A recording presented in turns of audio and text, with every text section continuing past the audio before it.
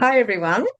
Welcome to this chat. Today I've got with me Anne Mortimer, the recently elected coordinator of the Canterbury and West Coast region of the New Zealand Women's Rights Party, and Helen Houghton, the leader of the New Zealand Conservative Party, and who is also a relieving primary school teacher and at the tail end of studying for a law degree.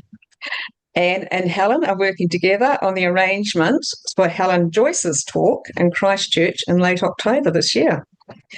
Yes, pretty exciting news. We're all quite thrilled about Helen Joyce coming here. She was originally invited to Australia, and once the Women's Rights Party heard about it, they asked if she would jump across the ditch and come to New Zealand as well.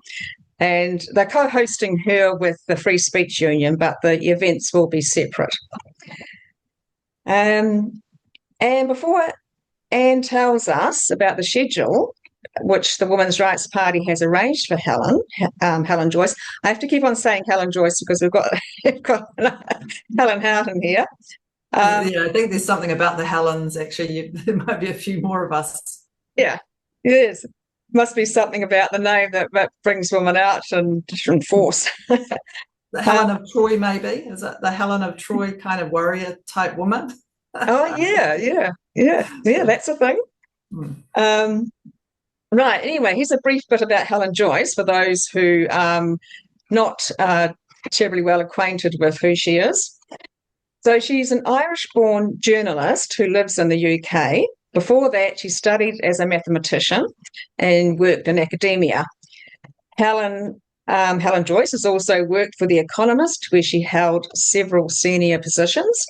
She published her book, Trans, When Ideology Meets Reality, in 2021. In 2022, Helen took up a one-year unpaid sabbatical from The Economist to join the gender-critical campaign group Sex Matters as a director, which she made permanent at the end of the sabbatical year. Naturally, she's been vilified, protested against, and cancelled by trans activists, something which most of us who are sex realists have experienced in various ways. And Helen, you in particular have an interesting story to tell about a recent experience of that. But first, Anne, tell us about where and when Helen Joyce is going to talk and what the theme of her talks will be. Excellent. So, yeah, this is all occurring in late October. And so the first event will be on, sorry, just excuse my phone for turning around. But the first event is on the 25th of October. That's in Auckland. And basically, that's a whole day seminar looking at the continuing battle for women's rights. So like where we go from here.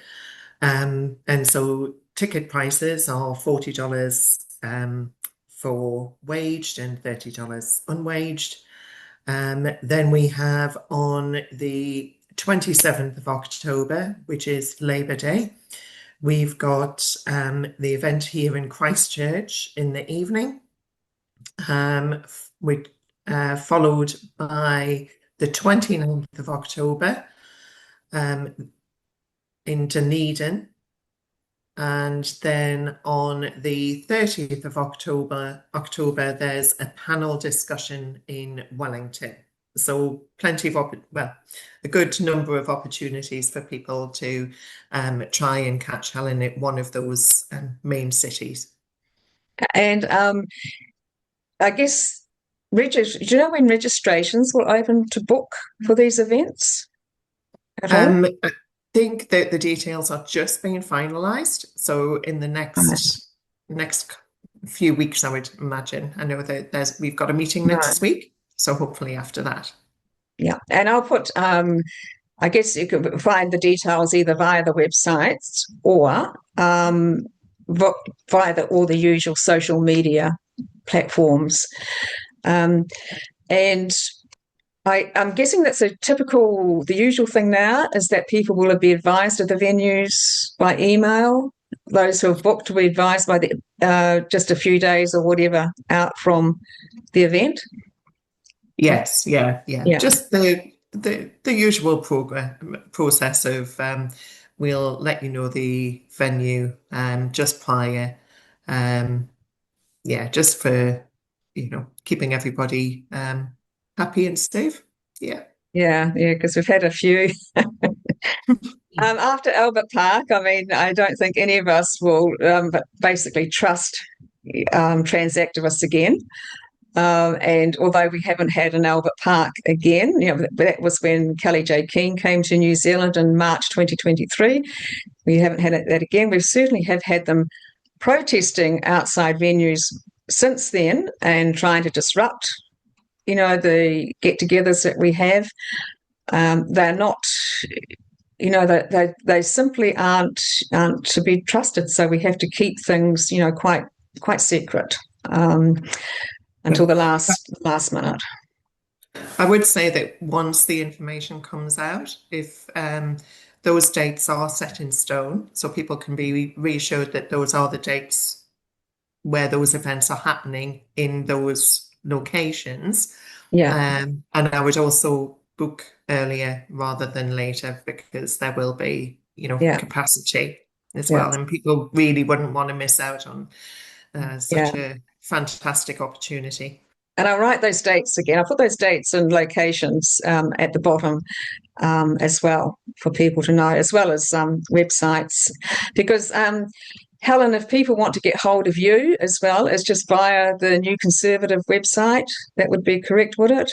And if they want to send a message there or directly to my email, I think my email should be on the website, but just in case, it's helen.houghton@conservatives.nz. Yeah. Yep. Yeah. So that, and the same for you, Anne, would be via the New Zealand Women's Rights Party website. Just attention to Anne, if people want to. But once again, Anne is the coordinator for the Canterbury and West Coast regions, and there are other coordinators in different regions. So to contact Anne would just simply be for any business concerning this region here, the Canterbury West Coast region. Yeah. And so anyway, Helen, I want you to talk now about about what happened to you on the teachers' Facebook group, because that kind of blew up a bit, didn't it? Yeah, it has. Actually, it's crazy. It's almost like weekly you could update some crazy things that are happening, with this whole topic, So it's like we have to move on. It's so fast that things are happening with it.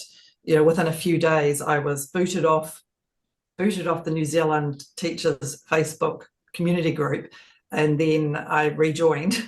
But yeah, just before we touch on that though, the whole point of Helen Joyce coming here, part of her talk, I suppose, would be around that whole cancel culture. Yeah, which is, what I'm going to probably, go into shortly. But I just want to laugh a little bit.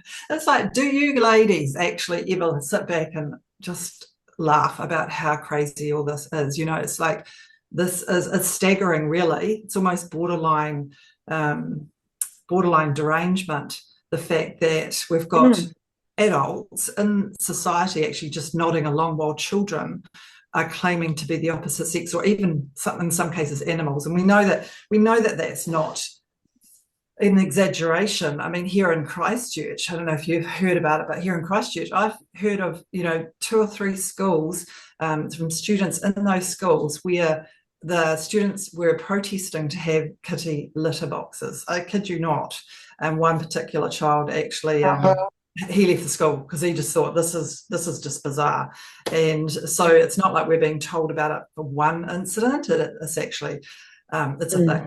So you've got to you'd laugh about it if it wasn't so dangerous, because we're talking about children, vulnerable children who are being captured in all this.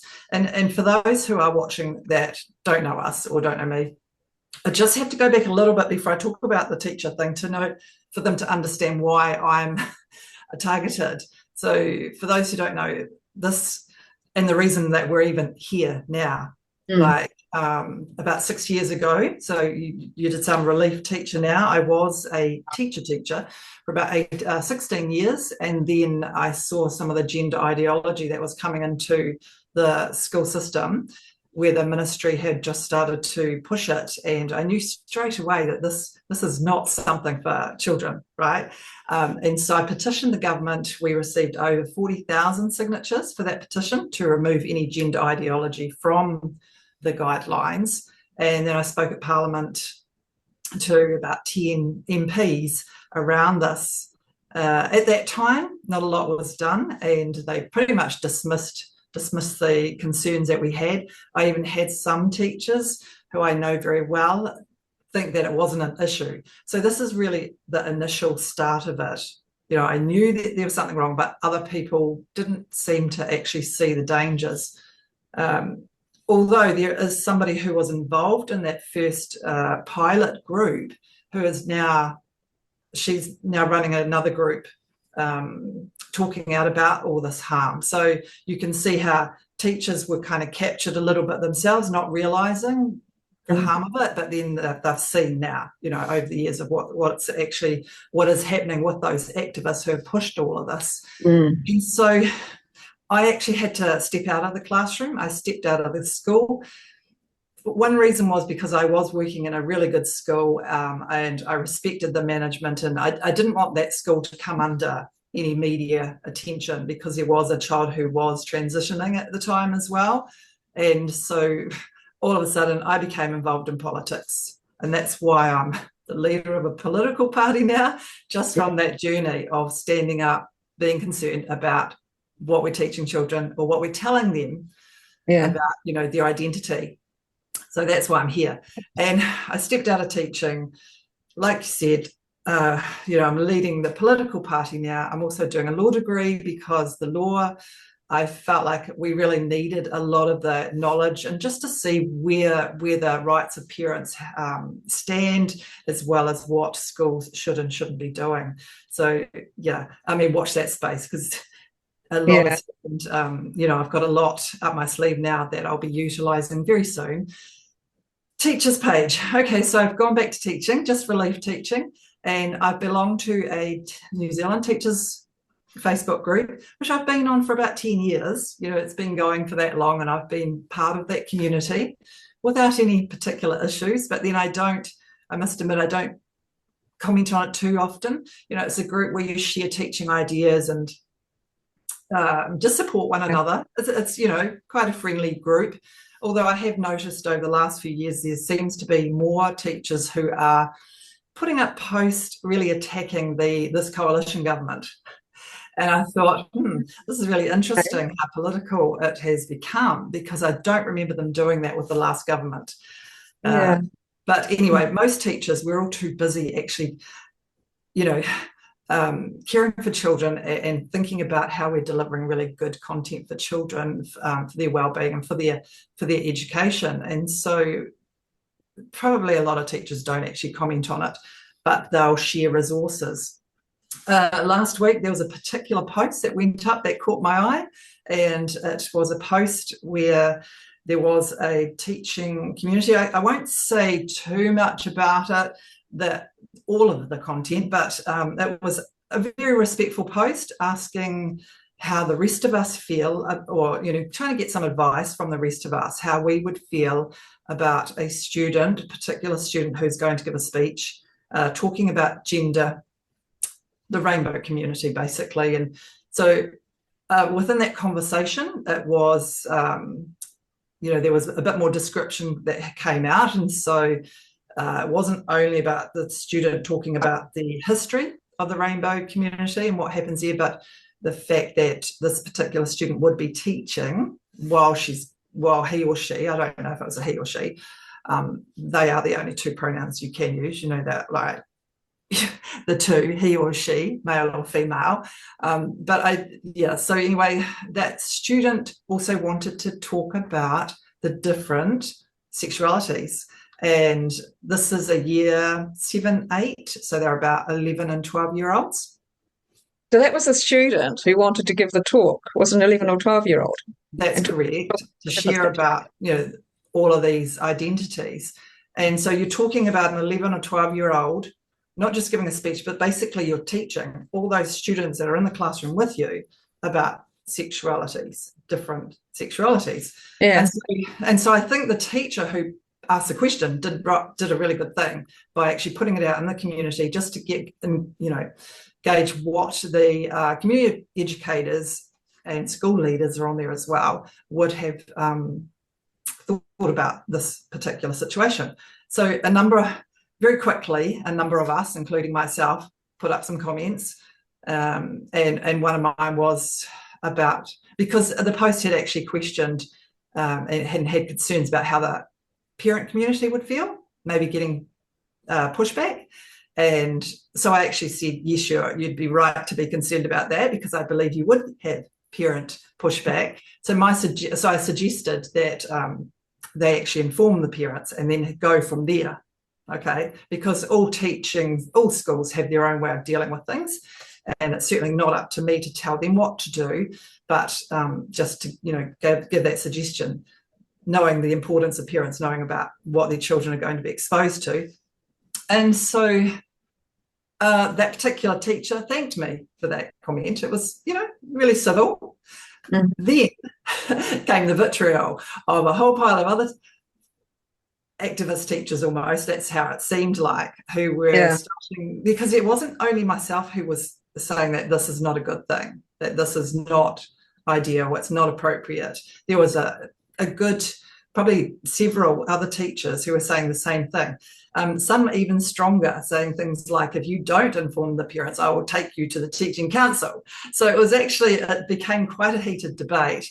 But as I said, there are these other teachers who came in and were almost targeting a few of us, calling names like bigots and, the standard stuff that came in. And I was like, wow, this is supposed to be a space where we are adult professional educators being able to have conversations, whether we agree or disagree. That's not the point. It's still, we're in a space where we're teaching children to have critical thinking skills, and yet here we are, with people just not being able to cope with somebody else's respectful suggestions. And so it did get quite out of hand. And I think there was at least maybe around 100 comments. And it was probably quite, we had both, right? But both sides of the fence of this whole gender debate. And so I was thinking, this is good. This is actually really good engagement, really good that teachers are actually having this conversation. And, you've got a lot of teachers here who are not afraid to actually speak up now. And actually, I will say, though, a number of them were under anonymous. Oh, yeah. But even so, Helen, but I do understand that because they might be working in a school where it is quite difficult to actually but they still would have been afraid to do that a few years ago, even a couple of years ago. If I had that's right, if I was still in there full-time in a school where it's so I understand that, but it was just good that conversation was happening. But all of a sudden, so it did get quite out of hand, but I put up a few bit of a legal opinion, I suppose you could call it, around if this continued and what will happen around things like the Privacy Act, where we are, if you think about sexuality, right, as an adult, we're not going to tell people you don't know my sexuality, actually. I've never talked about it. No.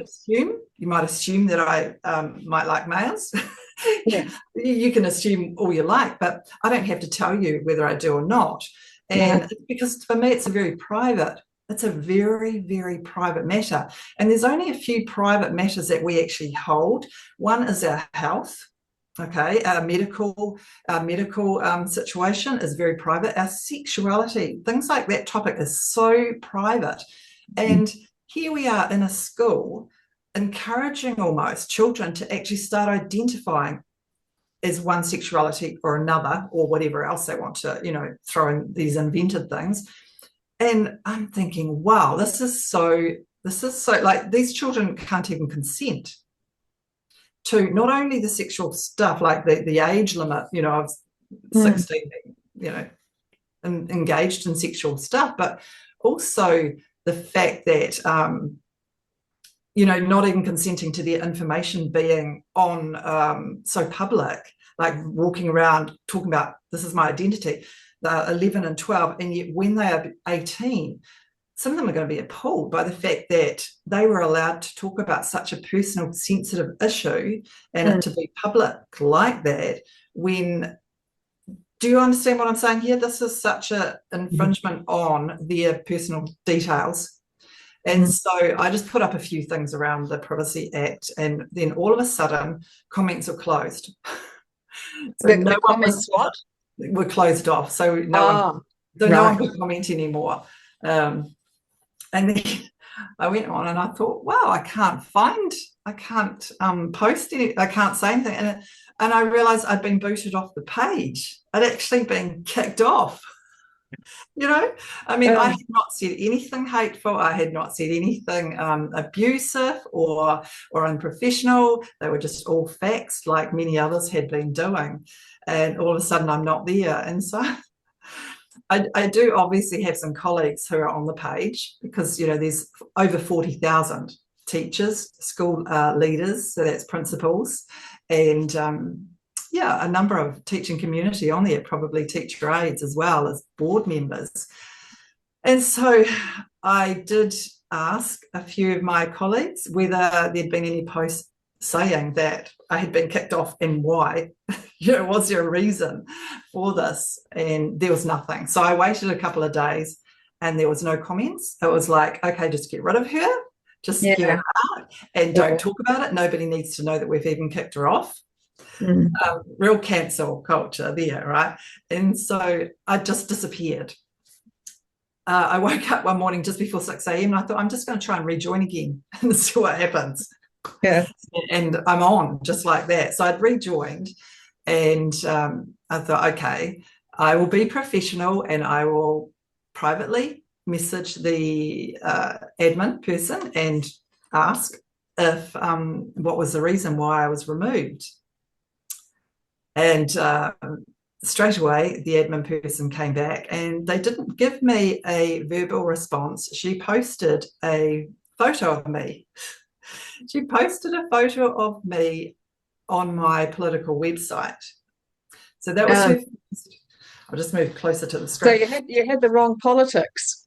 I had the wrong politics. But look, it gets worse than that. How did you know as a politician? Like how did that even come into be a factor? I'm a teacher as well. I wear a number of hats, you know. One day I've got the lawyer hat on, and then I've got the teacher hat on, and then I've got the politics hat, and I also run a charitable trust, which I don't have much time for. But you know, I mean, we all have different roles in the community, and which isn't that unusual. So you don't like think, well, because he's involved in this, they can't be involved in this either. You know, you've got these roles. And so I had put a question mark because I'm thinking, and so what? You know, I'm this. And then the admin person said, well, we had asked, it didn't take much for me to Google that you're the leader of Conservative Party. And I said, yeah, and do you not have other people on the teachers page that are, you know, that have different roles? And she goes, probably. And so I came back and I said, well, what is the reason why I'm a teacher? No, I said, I'm a teacher, you know. And she came back and said, where you teach? You know, it's like she was questioning me as if I wasn't actually being honest. And I couldn't help thinking at the time, did you question okay, so I have to go back up. She told me that they asked a question to the community if there were people on this page that were not teachers. Now, this is the excuse. She's had to back up a little bit. And I remember seeing this post probably a day before this conversation even started. So it wasn't even to do with me or any, you know, posting a recent post. I think it was to do with some other stuff. You know, they're worried about journalists being on the page, which I know they have had because some of them have written stories about what goes on in our community of Facebook, although unfortunately they haven't for this. I wonder why. But Yeah. anyway, I digress. So the conversation kept going, and she tried to tell me that they had asked this question, and apparently a number of teachers nominated me. They nominated me as a non-teacher. So that's their reasoning for kicking me off, for removing. Right. Even though non-teachers in the group. Yeah, so it's a bit strange because on the one hand, she's posted my political page, and then she's trying to say, actually, no, it had to do with teachers who told us that you weren't a teacher, so you weren't supposed to be on this page. So real conflicting there about what the honest reason was. And I thought, okay, so other teachers have told you that. Did you clarify with me? Did she come to me and ask me? If you've got people telling you that such and such shouldn't be on the page because would you not check first?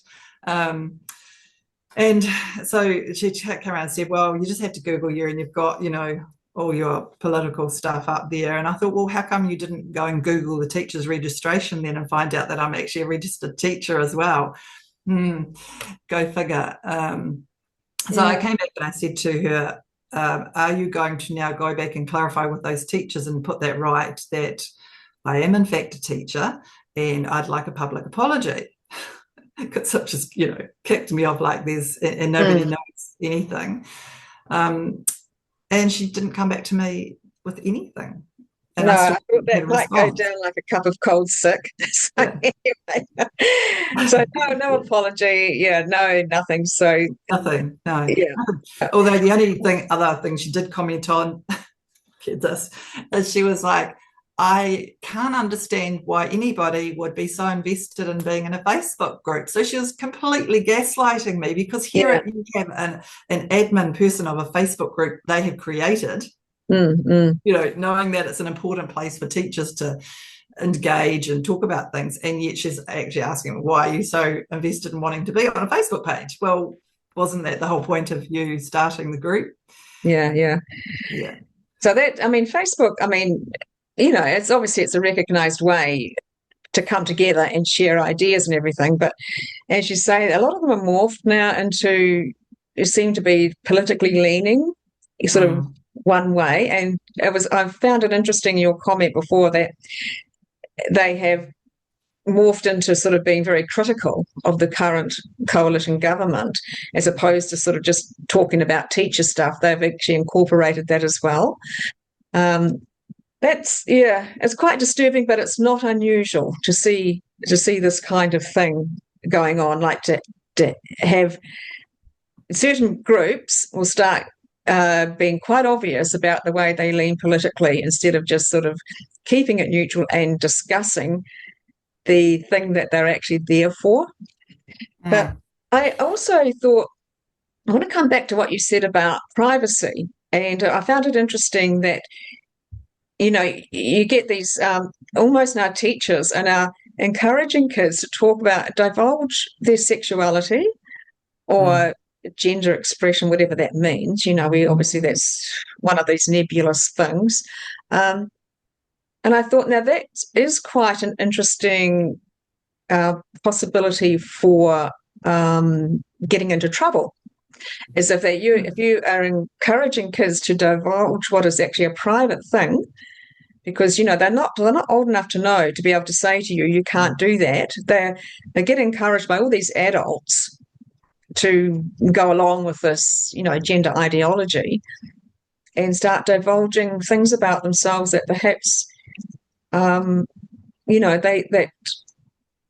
is their private stuff.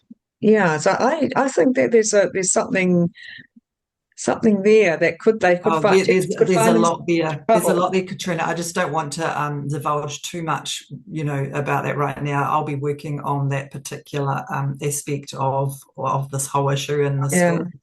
Yeah, which, like I said, clearly I needed to have that law knowledge just to see what it is that we can. Yeah. We'll touch on that. We'll touch on that law knowledge in a little while again as well. And I just wanted to talk about the action that you had yesterday morning in handing out the brochures at the GP's conference. here in Christchurch. It was pretty huge. It was at the big new convention centre, which is huge, and you and a few others women got out there yesterday morning and handed out brochures about it was about gender identity, the problems of gender. It's gender affirming care for children, really, children and adolescents. There's quite a bit of crossover between different groups, and one woman who is also a member of Aotearoa Support and the Women's Rights Party, Rachel, has been working on a leaflet and to really try and get some conversations and some thoughts going and just highlighting some issues with medical professionals. And so yesterday was the GP conference in Christchurch. So it was rather a lot of work for a few members in producing a leaflet within the last week, liaising with similar groups in Australia in producing a leaflet from one of the other members who's a graphic designer. And then through some support through the Women's Rights Party, we met very early with the leaflets to meet people who were going into the conference, just to give them a leaflet. I think what worked really well is we were dressed quite normally, didn't stand out, and just were friendly, approached people and just were saying, are you attending the conference? Can I give you this leaflet to read? We did get some comments. It was really interesting, particularly sort of young professional, maybe around 30s, were reluctant to take leaflets. I think what came up afterwards is we may have come across as being anti-vaxxers rather than a group from parent support. So once we got talking to people and were able to say, can I give you this leaflet just to have a look at? I'm a parent, I'm invested in this, just have a look and then walk away. I think the benefit of it was that we didn't come across as being aggressive. We just want people to read some information. Make of it what you will, but the information's there for you to read. So we did have some good conversations. One person who took one said, I've got a trans child.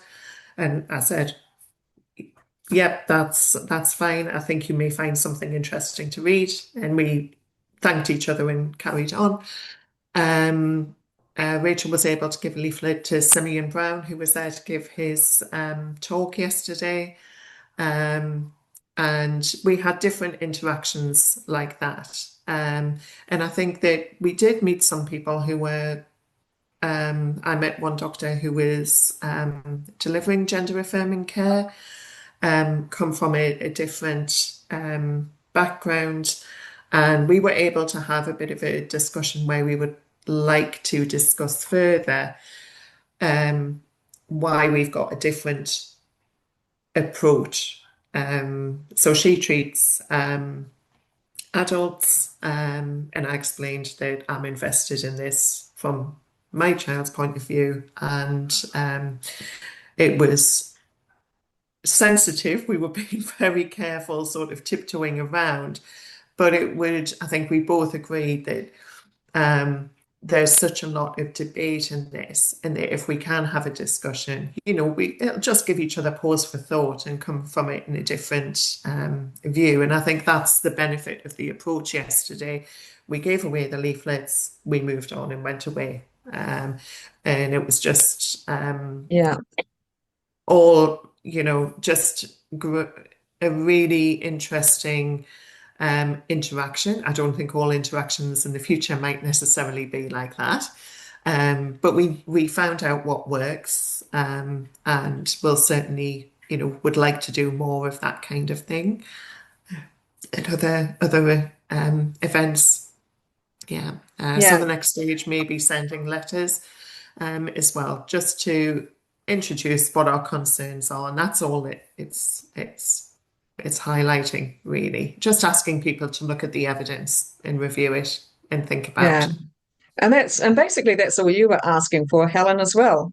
Well, yeah, I just wanted to jump in and say, yeah, well done, Ian. That's the kind of approach that I think we need to do as a society, instead of jumping up and down and doing a haka and, attacking people. Look, I mean, you were in that teaching community, for example, there's a whole pile of people with different views, whether it's religion, whether it's sexuality, whatever it is, and not even just on those big things. It's like, like cultural celebrations, how you celebrate things as a family. And it's like us sitting here, the three of us will have different views. Actually, Katrina and I, we've had different views over things, and we've talked about them.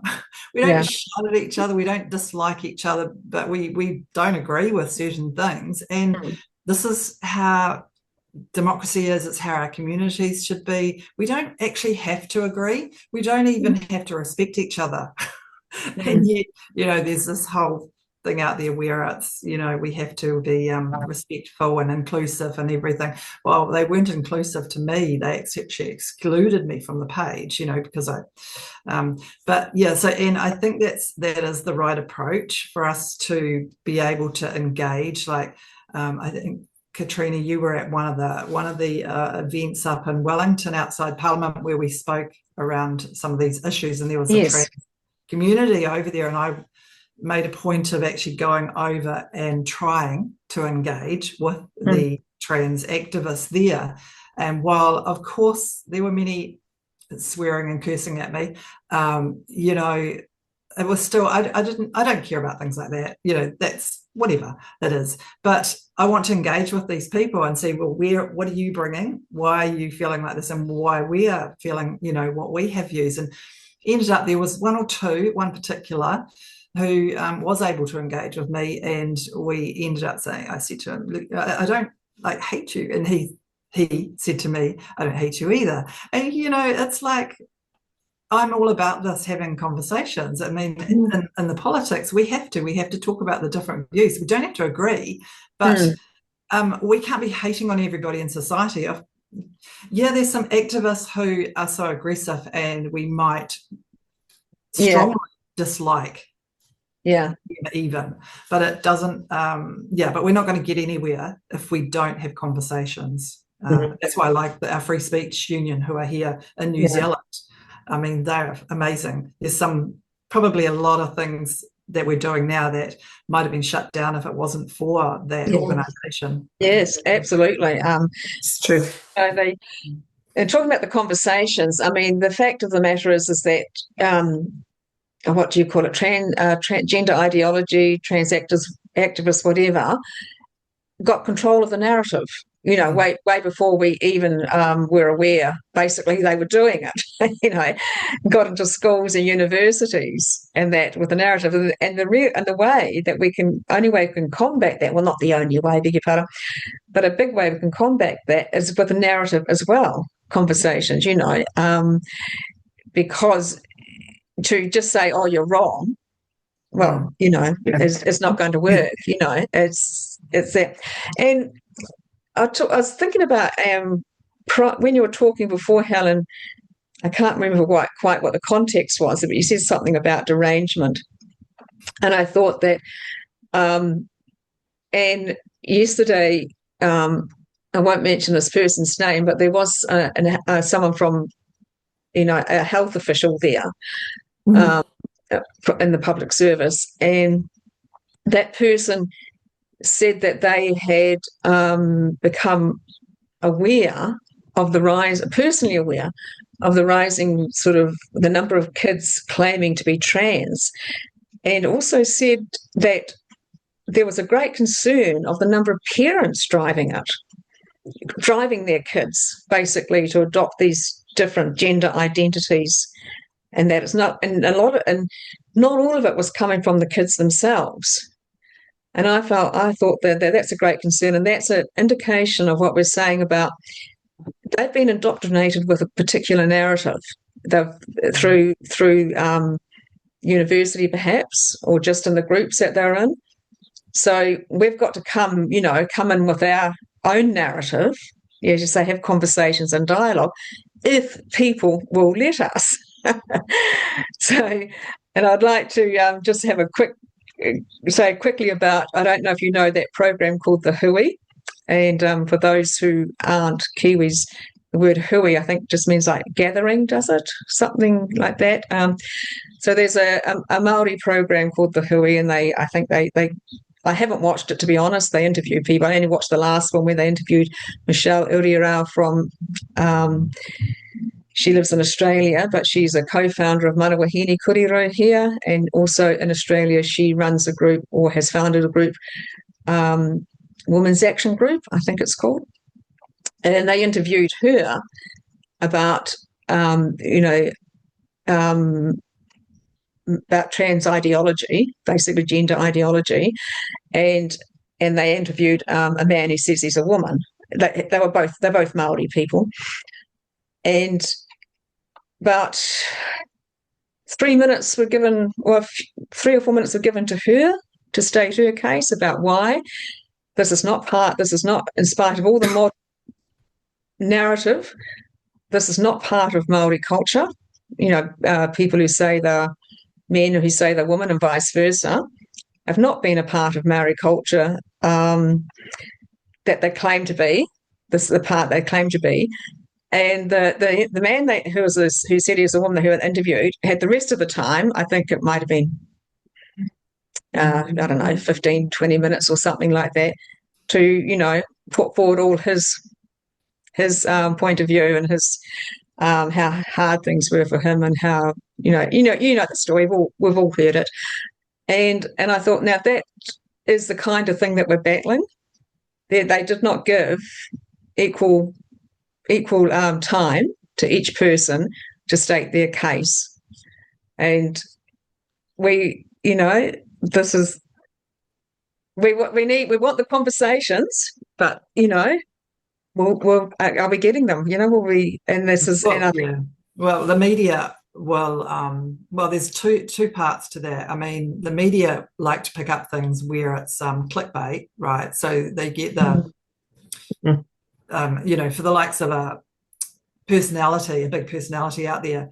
I won't go into names or details of that, but they'll go to that person's, whatever that person's doing in the community, often because they know it's clickbait and they get a lot of engagement from it. Doesn't mean to say that all these people agree with it, but they get a lot of that.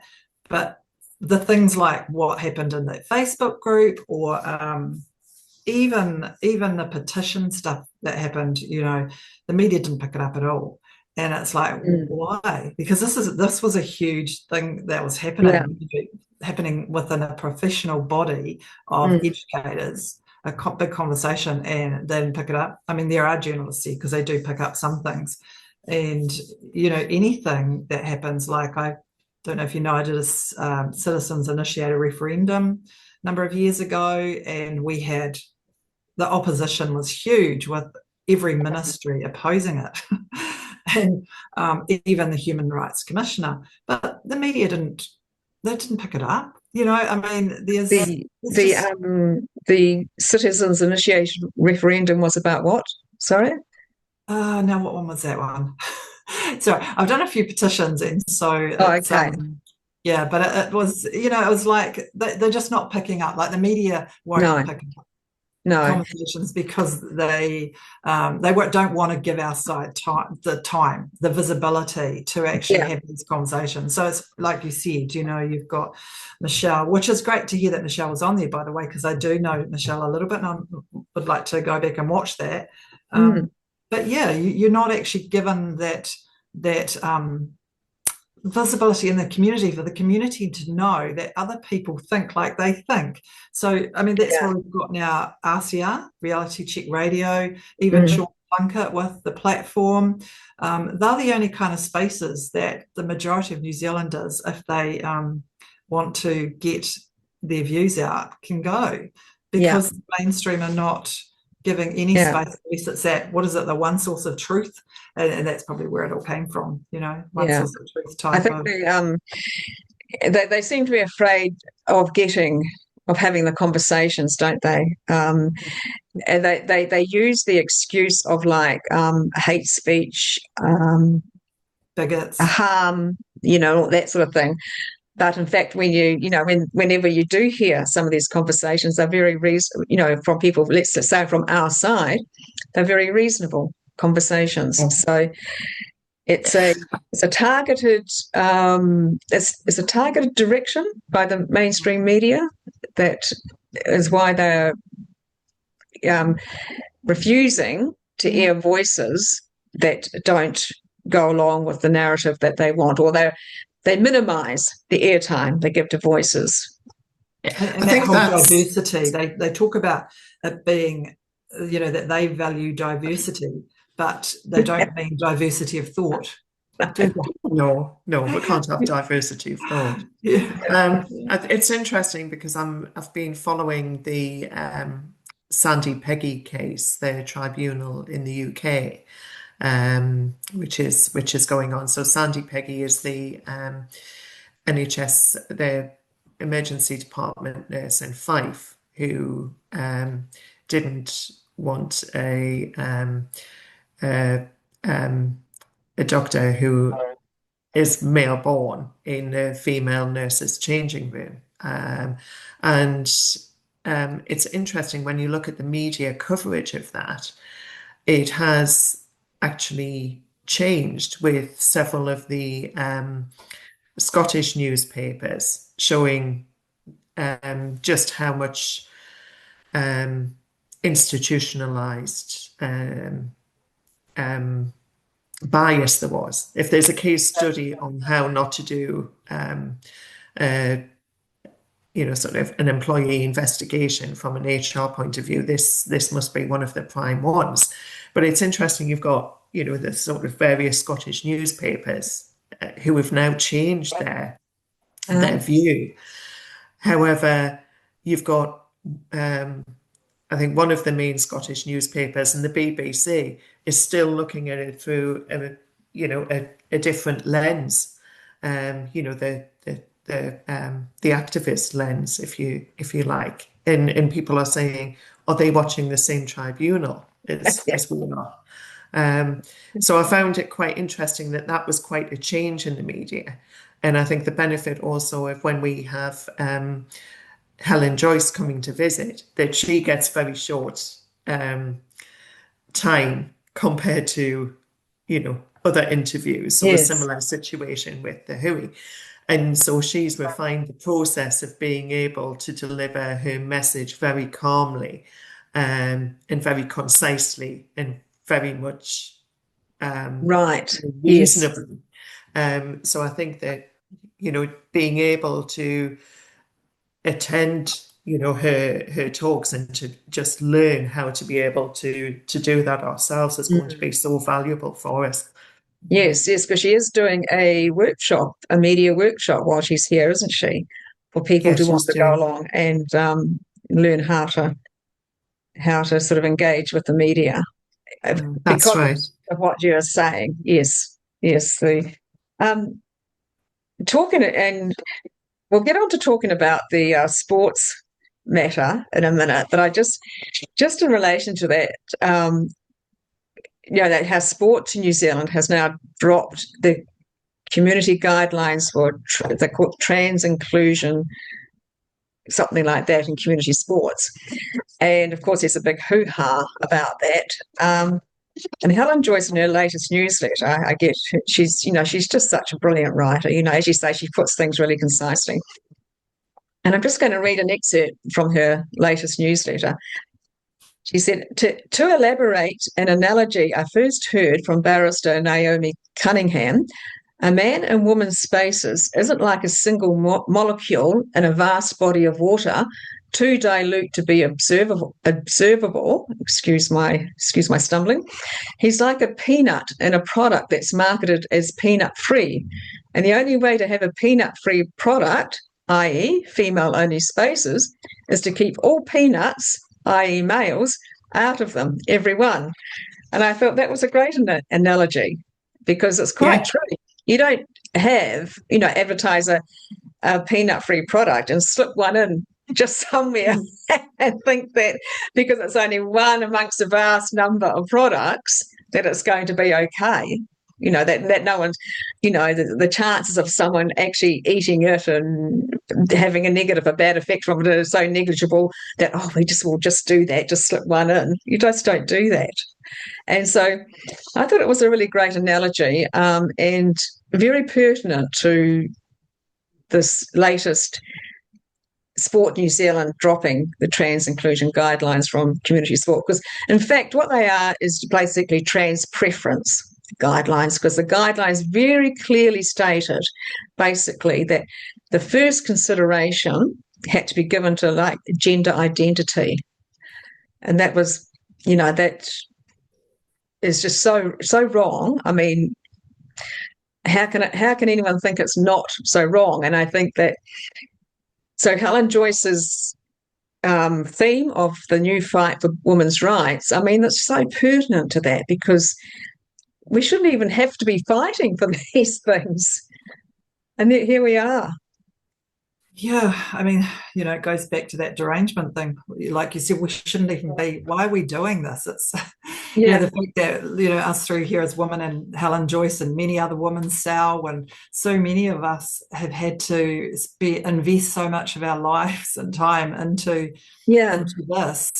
You feel like back in the day when it was, woman for the vote, or all of that, back there with, can't even think of her name. How terrible is that? We went to the grave. Kate Shepherd. Shepherd. I mean, imagine how she'd be feeling now. But the good thing is, though, that we are investing in it, and we are, it's such an important thing for not just for us as women, because it is important to each of us individually, but also for our girls, for all these young girls who are, coming up and being.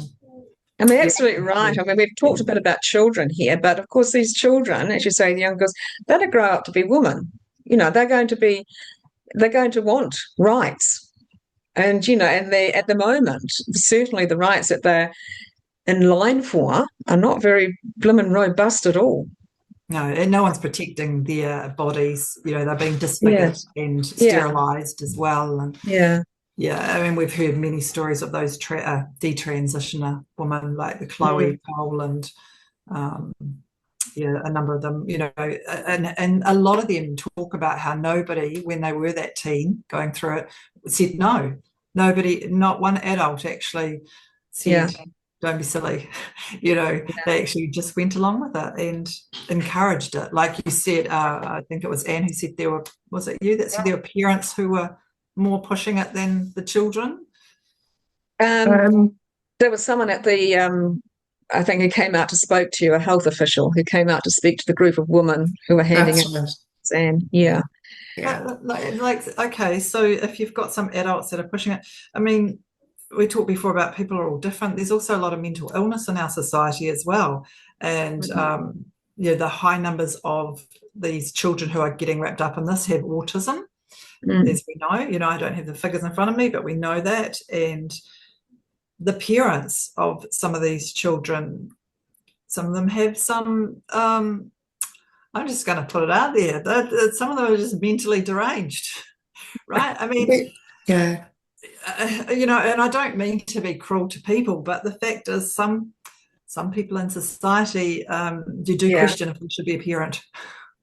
Yeah, I mean, that's always been the case, hasn't it? But I mean, yes, but now we're kind of seem to be in a place where we're saying, you mustn't say anything bad about anybody or anything. Well, I'm over that. I don't, I'm not about kindness, Katrina. I don't think that being kind, that whole is fake. It's, that superficial thing, you've got to be kind. It's just nonsense. Actually, you've got to stand up And to be kind is actually speaking the truth, even if you don't like, the other person doesn't like hearing it, even if it comes across a little forceful sometimes. That is actually caring about people. Yeah. I think that you're right, Helen, because the whole thing about be kind is it's used as a stick to make people silent, really, to You not feel say bad. anything. Yeah. Yeah. But I think with parents as well, you've got parents who have concerns, that there's this whole alien territory. They've never encountered something like this before. They don't know what to do. And all of the information that they are receiving is telling them that they have to affirm and they have to go along. Yeah. And by the time that a lot of parents find out, the child or the adolescent has already knows so much more than the parent, either because they've been online or in school they've shared information, and that's all been encouraged and kept secret from the parents. And so by the time the parents come to it, they're behind, and they don't have the knowledge to be able to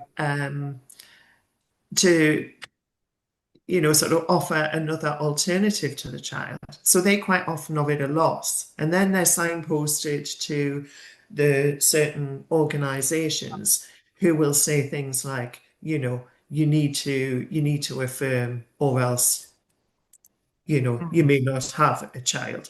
That's, sort of quite often waved about. Or if they are in a Facebook, group and they mention something, and if somebody just tries, I'm in some groups that are neurodiverse on Facebook, and it's the same thing. You can have somebody saying, "Oh, I just want to know what to do. I've got a teenage daughter," and somebody said, "Oh, well, you may want to just have a look more broadly and just investigate." And the number of other people who jump, and tell them that that's not the right way, and it's, they've got to look, at the gender affirming model. So by the time some parents come to say outer or support, it's so far down the track, really. And it's more or less like picking up the pieces of, the parent is always going to be there. The parent is going to be there to pick up the pieces when 7 or 10 years down the line, after having care, and then there is regret, that they're the people who then have to pick it all up. Yeah. Look, don't get me wrong. I do have compassion for the whole family's dynamics of what is occurring. I'm probably more thinking of those who, there's a section of them that are a bit more. Oh yes, definitely. Yeah. They are forgotten, aren't they? As you say, the family dynamics, the parents, the brothers and sisters, whoever around, but they are just simply forgotten and expected. Okay, when it all falls over, oh well, they'll just be there to pick up the pieces. We'll just experiment on these kids or whatever, do whatever, because ultimately, if they decide that it's all wrong, there's someone else to pick up the pieces. It won't be those who pushed it. But before we wrap up, we'll just quickly talk about the concept of gender. Now, the Law Commission next month is technically, because it's been delayed, I think, once or twice, technically coming out with their recommendations on whether or not to include the word gender and gender expression and I think gender identity in the Human Rights Act. But it's not there. And I would just like to say that in the reputed words of an infamous propagandist in World War II, if you say a lie often enough, it becomes the truth. And we're finding this is what seems to be what's happening with people already saying, including the Human Rights Commission or someone in the Human Rights Commission, saying that gender is in the Human Rights Act in New Zealand. It's not. It is not. No. And we've had the Christchurch City Council lawyer telling the council here that it was in the Human Rights Act. It's not. So everybody knows that it's not in the Human Rights Act. It's a lie. And because I say it's a lie because these are people, it's not just a mistake. These people know. They know. They are in positions they know. And they're just saying this thing over and over again so that people start thinking that, oh, it's the law. We have to do it. It's No, not. it's not. No, it's not. In my very first year at uni, I'm in my 4th year now, almost a lawyer. And my very first year at uni with the human rights section of one of the courses, the professor made it quite clear when we went through all of the human rights. She made it quite clear once we've listed them all, when she said, now, is there anything missing from the human rights document? And it was gender. Okay, so she made it quite clear, and this is obviously why there's some people who are trying to put it into the human rights. So yes, that'll be a really good conversation to have once that comes out, Katrina, but important for everybody to know, like you said, it is a lie, and let's keep pushing. We will have that conversation, and so anyway, we'll wrap up now, and as I said, I'll put the websites down below and the dates that Helen Joyce is going to be here. So keep an eye out, everybody. And if you can come along to any of these events, do so, because coming along in person is so much different than just connecting online. You know, you make the contacts, you connect with people, you actually sort of start talking, you have conversations, you work out ways of how you can actually work together and that. So do come along if you're able. I mean, Helen Joyce, why miss her? Anyway, she's awesome. Anyway, great conversation. And as I said, we'll chat again once this human rights, the Law Commission has put out their recommendations on gender, because I think a lot of us are expecting which way they'll go, but they might surprise us. Who knows? All right, we'll talk again then. Okay, and thanks for joining us, everybody. Nice to be